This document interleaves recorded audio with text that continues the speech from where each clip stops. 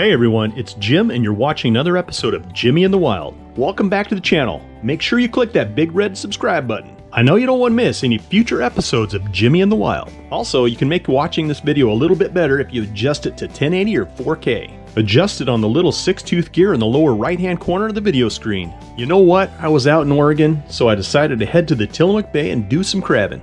I usually go crabbing in one of my motorized kayaks, but they're out in Wyoming right now. On this trip to Oregon, I brought a paddle type kayak along with a folding castable crab trap. My goal is to get a full limit of 12 Dungeness crabs that are 5 3/4 inches or larger. So here's how I'm going to do it. I'm going to paddle across Tillamook Bay to Crab Harbor in this little 9-foot Old Town herring kayak. Then I'll attach a folding crab trap to my 8.5-foot ugly stick rod that has a 4000 series Shimano spinning reel with 80-pound braided line on the spool. Next step is to bait up the folding crab trap with a single chicken leg quarter. Then drop it down to the bottom about 35 feet where it'll open up and it'll just sit there and it'll be like ringing the dinner bell. I'll let the trap sit as still as possible for 5 to 10 minutes. Then I'm going to reel it in and sort the crabs. When I start reeling up the crab trap, the trap will fold up and keep most of the crabs in between the folds. Because I'm in a little tiny boat today, the paddle across the bay will be tricky and a little bit dangerous. I definitely need to watch out for much larger and much faster boats. I brought my yellow bladed paddle today so I'd be a little bit more visible to other boats. Before I start the paddle across the bay, I'll paddle to the narrowest part of the crossing, then I'll paddle across the narrow gap as fast as I can while keeping a lookout for boat traffic. When I'm out in the middle, it kind of feels like I'm a rabbit trying to cross the interstate highway. Once I'm over there, out of the boating channel, I should be fine. Most of the boats in Crab Harbor go slow because of all the crab pot buoys and the other boats checking their crab pots. I'll also have to watch for waves from other boats' wakes and adjust my kayak so they don't cause me to capsize.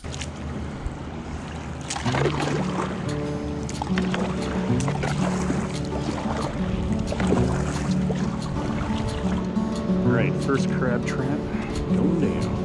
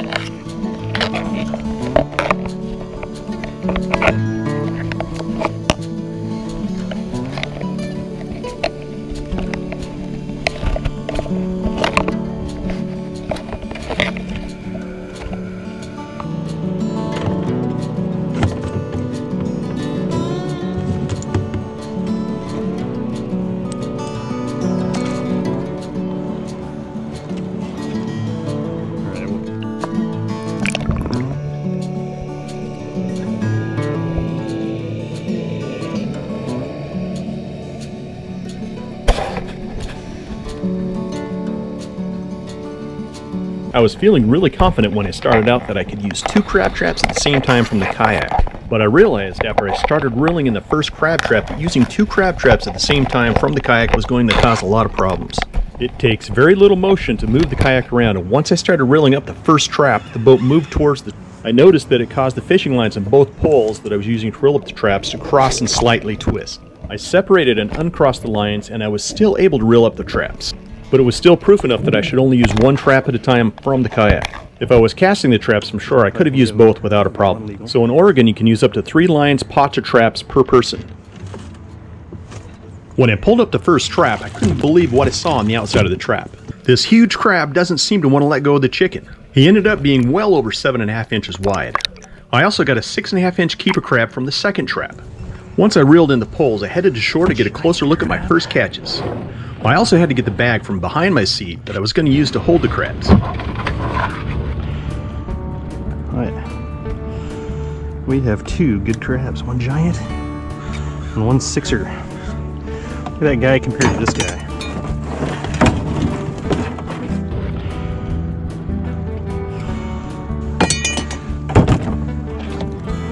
Keep your crabs calm, just set them on their back. Before I went out to do some crabbing, I checked the tides. Usually I crab a few hours before high tide to maybe up to a half hour past high tide to avoid the turbulent water from the tidal exchange. The turbulent water causes the crabs to hunker down in the sand and not move around much at all. And you know, when that happens, Dungeness crabs may not want to forage for food to get into your trap. Turbulent tidal exchange can also cause your crab traps and pots to tumble around, which also prevents traps from catching crabs. But the tidal exchange from high tide to low tide today is only about 2.8 feet. That's super awesome for Tillamook Bay because that's only about 1/2 to 1/3 what it usually is. So that means I have plenty of time after high tide to keep crabbing, which will likely be needed to meet my goal today. Since I'm crabbing with a small folding trap, it could take quite a few casts and retrieves to get a full limit of keeper-sized crabs. Remember, when you go crabbing in the bays, be sure to time your trip so that you are crabbing when the least amount of tidal exchange is happening. You will definitely catch way more crabs then. That crab was giant too, likely 7 to 7.5 inches, just like that last big guy. This crab was much larger than the gauge, which measures up to about 6.5 inches. I refer to that size of crab as over gauge. I'll be doing way better than average if I keep catching crabs this big. And in the net bag he goes. The net bag that I'm using is about large enough for one limit of very large Dungeness crabs. The only bad thing is when the bag fills up, it's going to be tough to fit the bag in along with myself and the kayak. Crabs all over this thing.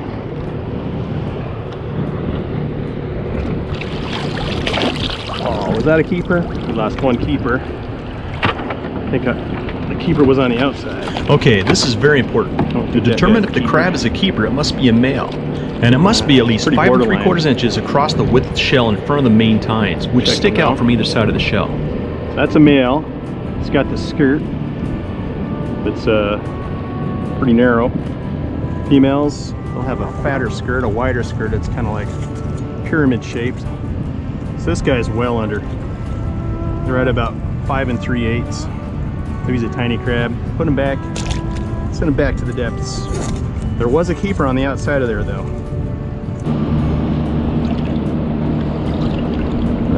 There's a female. So here's the only female crab we've caught today. Show you what she looks like. So a female's apron kind of has this, it's wider, it's rounded, and they hide the eggs under there. It's okay, little girl. I'll put you back. Here she goes. Let's see, maybe one keeper. Y'all have a good day. Nope. No. Little guy. See if this guy gauges. Oh, a little small, isn't he? Another 5 3/8 crab. Nice hard shell though. Next molt, he'll be a keeper.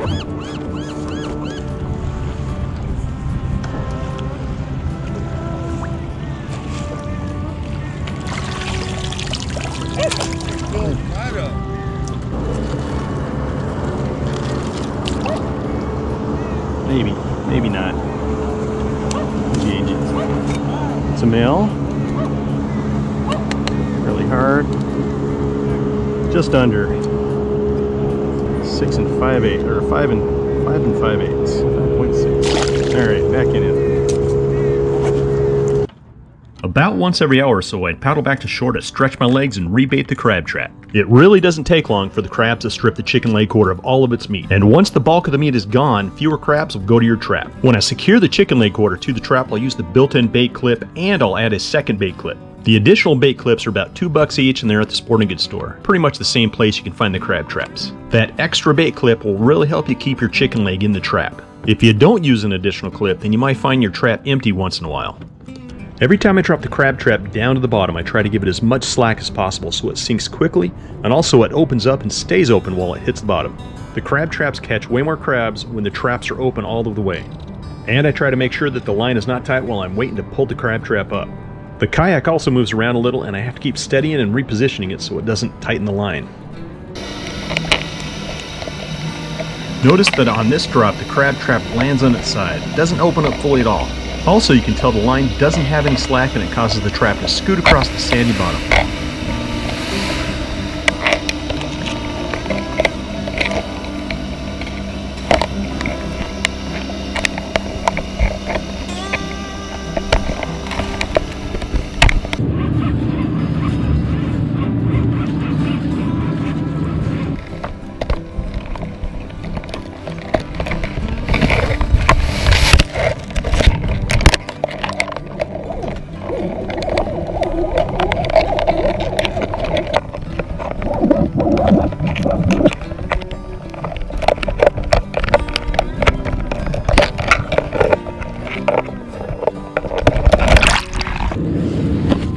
might be a keeper.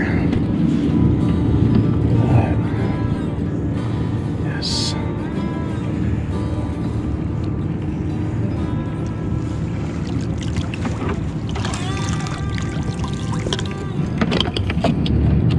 Okay, it's a keeper. Let's see how big he is. It's a nice big one. Looks like he's 7. Way over gauge. Okay. Oh yeah, he's way over gauge. He's a 7. Maybe 6 3/4. Still big.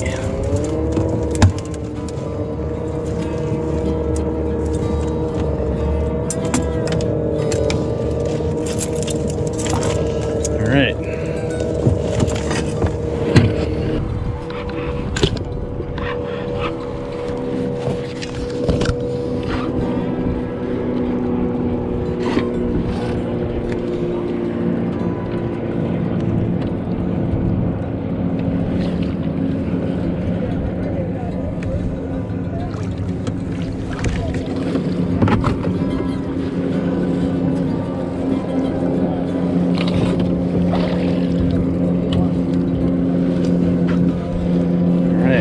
We got 2 more keepers.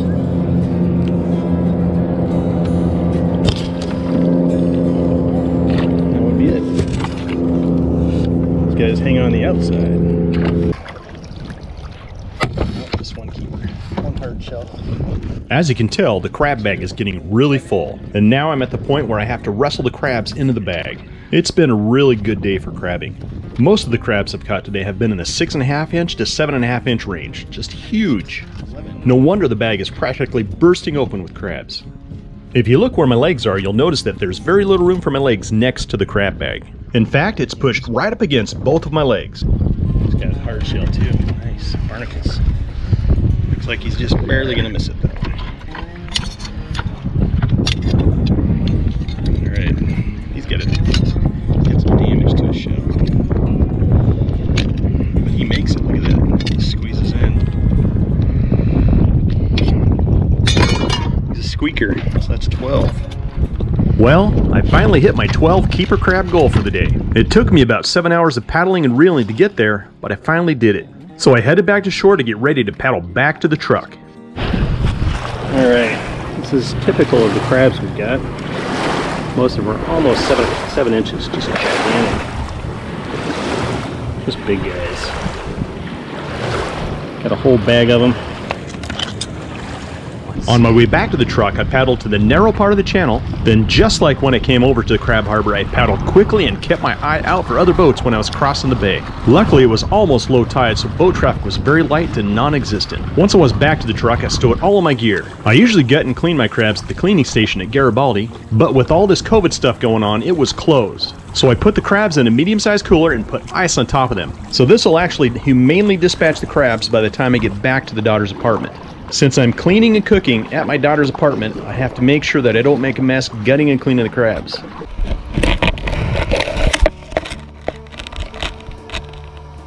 Here are a few of the more interesting underwater clips captured by the GoPro.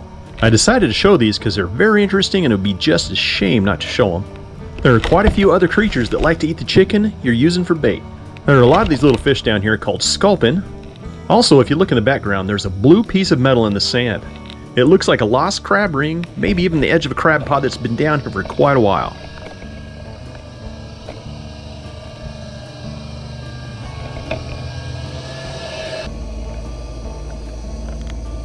And here's a few shots of kelp greenlink.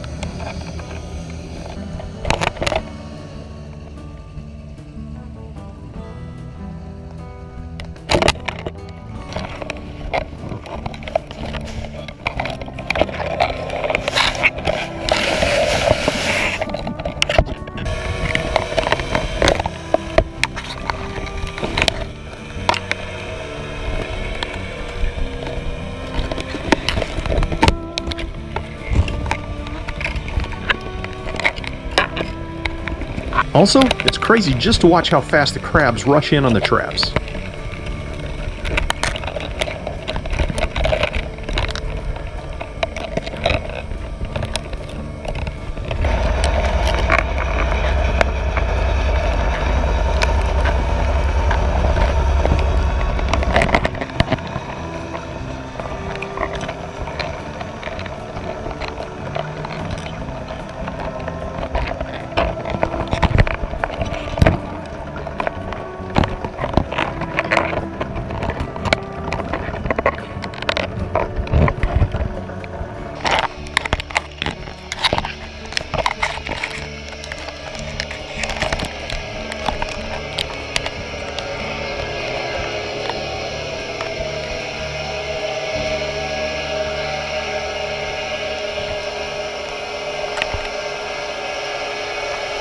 I found this at the Tillamook sporting goods store.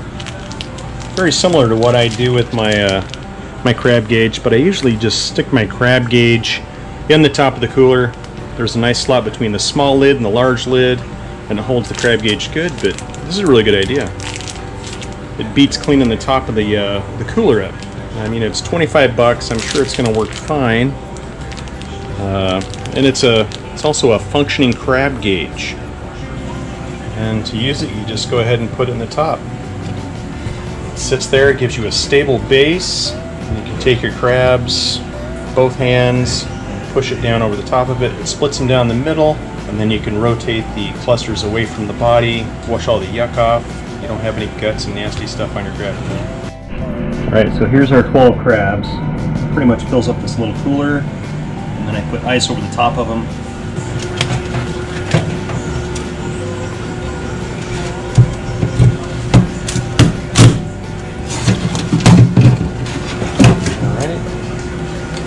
Another crab. Seems to work pretty good. Just rotate it down and out.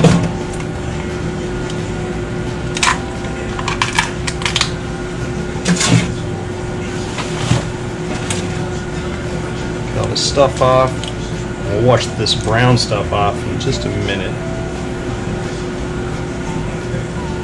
Those are all the vitals. It's tough to tell what's what in a crab. Crabs are gross, Ashley. They're sure tasty.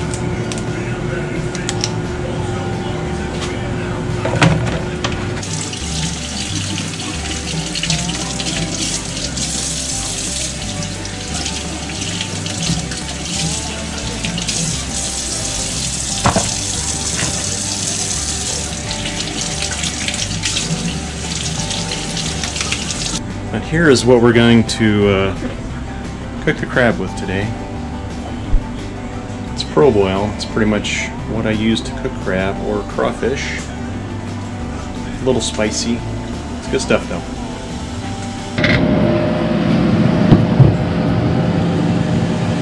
So put one scoop there. Keep it going. Whatever you do, don't stand over the pot. It will clear your sinuses. Very spicy. So now we just start taking the clusters. Let's mark the time. What time we got, hon? 8:01. So it's 8:01 now. We'll give them about till 8:12 to 8:15, sometime in there. It should be good. That is a big cluster.